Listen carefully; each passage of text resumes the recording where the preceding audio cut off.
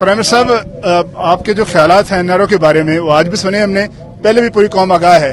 आपकी इत्तेहादी जमात का एक डेलीगेशन जाके जेल में मिला है शहबाज शरीफ साहब से और कौमी डायलॉग की बात हुई है। उसके बदले में जवाब में फजल रहमान साहब कह रहे हैं, मरियम कह रही है हमने आपको उल्टा एनआरओ नहीं देना और हमने कोई डायलॉग नहीं करना। तो ये क्या कहानी क्या चल रही है?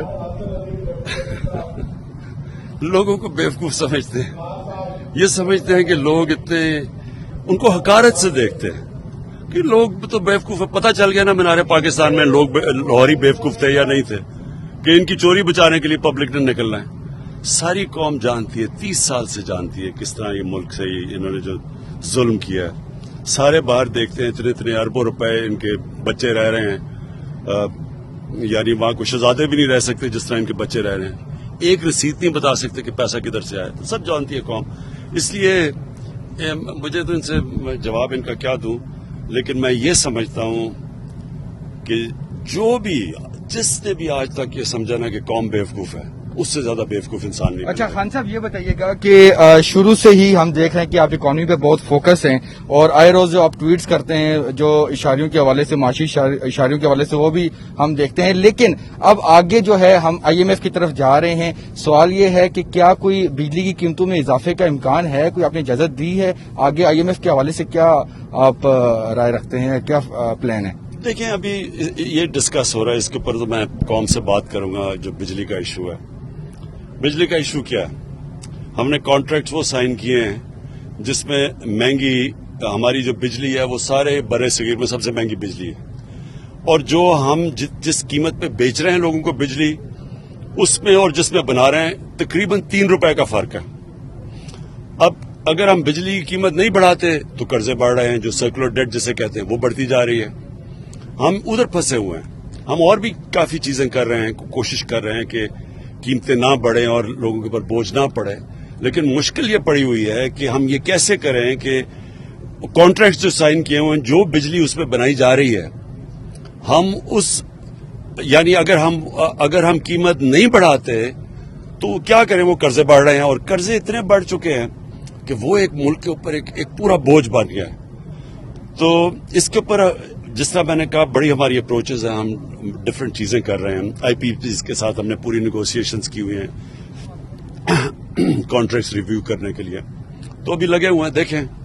ऑनरेबल प्राइम मिनिस्टर साहब, ये बताइएगा कि आज एक तो हम चकवाल आए, हमने आपकी तकारीर में सुना था ऑलिव ऑयल के बारे में और ऑलिव्स के बारे में। हमने आज खुद जाके वो विजिट भी किया ऑलिव्स की जो थी, और हमें बड़ा अच्छा लगा कि वो बड़े उनका टारगेट 86,000 एकड़्स का वो जुलाई का उनका टारगेट है।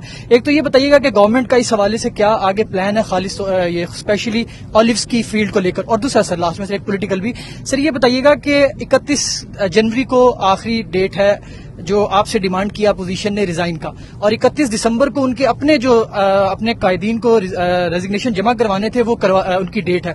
2-3 दिन रह गए, लेकिन वो इस्तीफों के मामले पर थोड़ा सा सर तजब्जुब का शिकार लग रहे हैं। और अभी हमने देखा कि 27 को पीपल्स पार्टी के जलसे में मौलाना फजल रहमान भी नहीं जा रहे। तो सर इस पर क्या कमेंट करेंगे? पहले तो हमें हर कोई कौम को हमें चीज करनी चाहिए जिससे हमारी एक्सपोर्ट्स बढ़े और इम्पोर्ट्स कम हो। तो जो ऑलिव ऑयल है ये इसलिए जरूरी है, यहाँ हमारा अगर हम ऑलिव ये जैतून के दरख्त लगा दें तो हम इतना हमारे तेल प्रोड्यूस कर सकते हैं कि ये नहीं कि सिर्फ पाकिस्तान की जरूरियात पूरी हो जाएगी, हम एक्सपोर्ट कर सकते हैं इसे।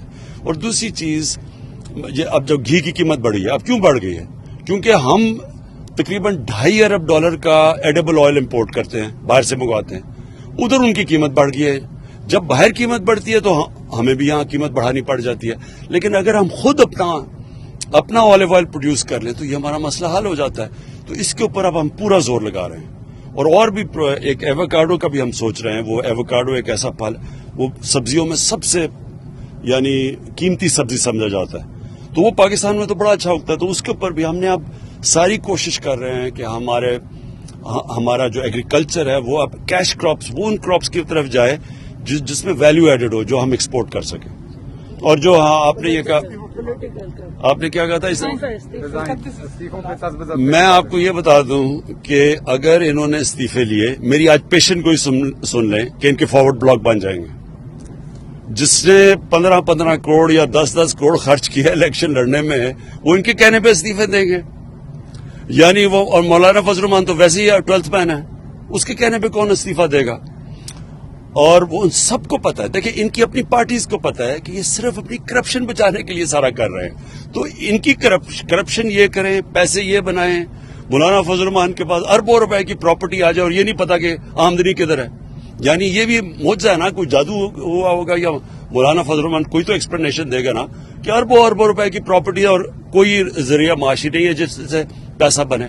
تو جواب انہوں نے دینے ہیں اور قربانیاں دے رہے ہیں اپنے ایم این ایز اور ایم پیز کی، وہ نہیں مانیں گے۔ میں آپ کو کہہ رہا ہوں، یہ جتنا زور لگائیں گے ان کی فارورڈ بلاکس بن جائیں گے۔ آنریبل پرائم منسٹر صاحب، یہ بتائیے گا کہ آج ایک تو ہم چکوال آئے، ہم نے آپ کی تقاریر میں سنا تھا آلیو آئل کے بارے میں اور آلیوز کے بارے میں، ہم نے آج خود جا کے وہ وزٹ بھی کیا آلیوز کی جو تھی، اور ہمیں بڑا اچھا لگا کہ وہ بڑے ان کا ٹارگٹ 86,000 ایکڑز کا وہ جولائی کا ان کا ٹارگٹ ہے۔ ایک تو یہ بتائیے گا کہ گورنمنٹ کا اس حوالے سے کیا آگے پلان ہے، خالص یہ اسپیشلی آلیوز کی فیلڈ کو لے کر؟ اور دوسرا سر لاسٹ میں سے ایک پولیٹیکل بھی، سر یہ بتائیے گا کہ 31 جنوری کو آخری ڈیٹ ہے جو آپ سے ڈیمانڈ کیا اپوزیشن نے ریزائن کا، اور 31 دسمبر کو ان کے اپنے قائدین کو ریزگنیشن جمع کروانے تھے، وہ ان کی ڈیٹ ہے۔ 2-3 دن رہ گئے، لیکن وہ استعفوں کے معاملے پر تھوڑا سا سر تذبذب کا شکار لگ رہے ہیں، اور ابھی ہم نے دیکھا کہ 27 کو پیپلز پارٹی کے جلسے میں مولانا فضل الرحمان بھی نہیں جا رہے، تو سر اس پر کیا کامنٹ کریں گے؟ پہلے تو ہمیں ہر کوئی قوم کو ہمیں چیز کرنی چاہیے جس سے ہماری ایکسپورٹس بڑھیں اور امپورٹس کم ہوں۔ تو جو آلیو آئل ہے یہ اس لیے ضروری ہے، یہاں ہمارا اگر ہم آلیو یہ زیتون کے درخت لگا دیں تو ہم اتنا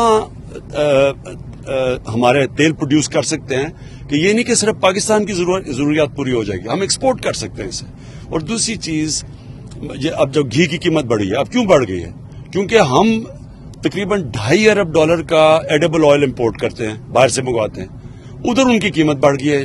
جب باہر قیمت بڑھتی ہے تو ہمیں بھی یہاں قیمت بڑھانی پڑ جاتی ہے، لیکن اگر ہم خود اپنا آلیو آئل پروڈیوس کر لیں تو یہ ہمارا مسئلہ حل ہو جاتا ہے۔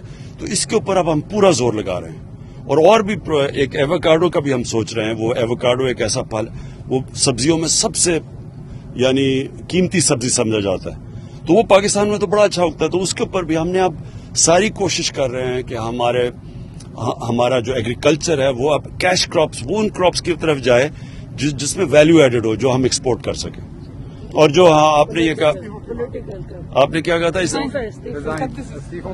میں آپ کو یہ بتا دوں کہ اگر انہوں نے استعفے لیے، میری آج پیشنٹ کو ہی سن لیں کہ ان کے فارورڈ بلاک بن جائیں گے۔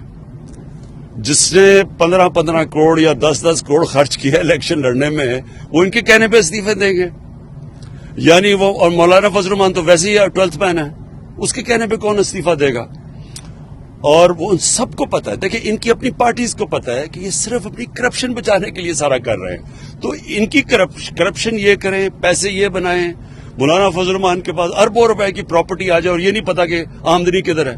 یعنی یہ بھی معجزہ ہے نا، کوئی جادو ہوا ہوگا، یا مولانا فضل الرحمان کوئی تو ایکسپلینیشن دے گا نا کہ اربوں روپے کی پراپرٹی ہے اور کوئی ذریعہ معاشی نہیں ہے جس سے پیسہ بنے۔ تو جواب انہوں نے دینے ہیں اور قربانیاں دے رہے ہیں اپنے ایم این ایز اور ایم پیز کی، وہ نہیں مانیں گے۔ میں آپ کو کہہ رہا ہوں، یہ جتنا زور لگائیں گے ان کی فارورڈ بلاکس بن جائیں گے۔